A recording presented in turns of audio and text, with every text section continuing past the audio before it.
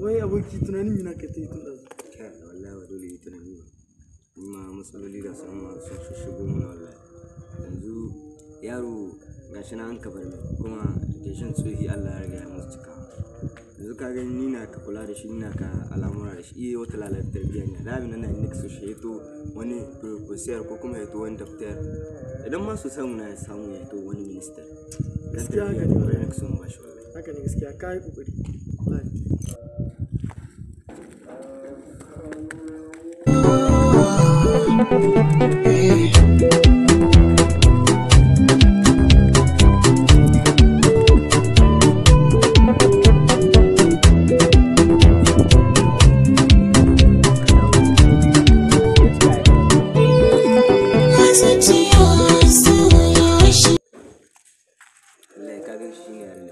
shi ne wanda ke cewa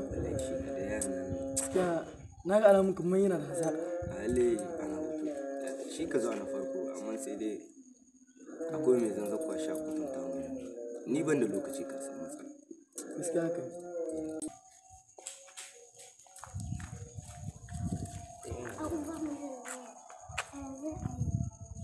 kai duk girman karin zu duk koyar da aka yi ma har yanzu baka san yadda za ka yi makanka ba a shiga cikin nutsuwa gaskiya kan ya kamata amma a ce ka faɗa mu to da izin ka san bari shi dai akai ne ma zai iya ganewa ma to ya Allah ba shi sa amen Allah ba shi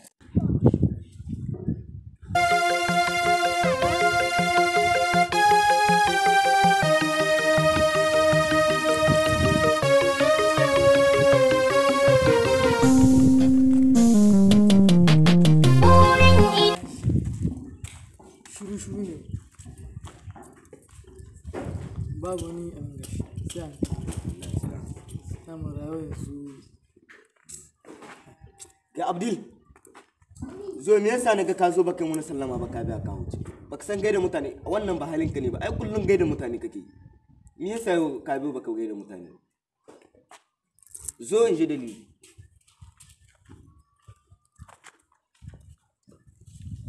zo zamnan ana ka fito da littafi ana ba ta jaraba ba to kai wani irin shaki na duk abin da akwai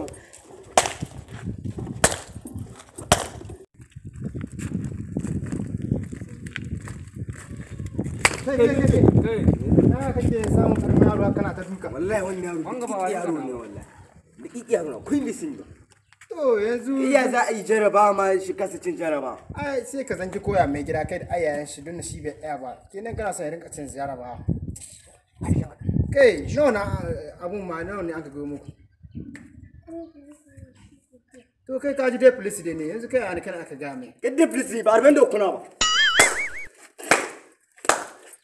kai wannan na san shi lokacin da mu sai da kun bai sani ba shi ka zo a jarni na sani mun kar su guda ai to ba ka ji ba ka samu aro shaki ne ban taba sani ba ha ban taba sani ba ban taba sani gaskiya ba ka san mutum bai hoda hali ne gaskiya eh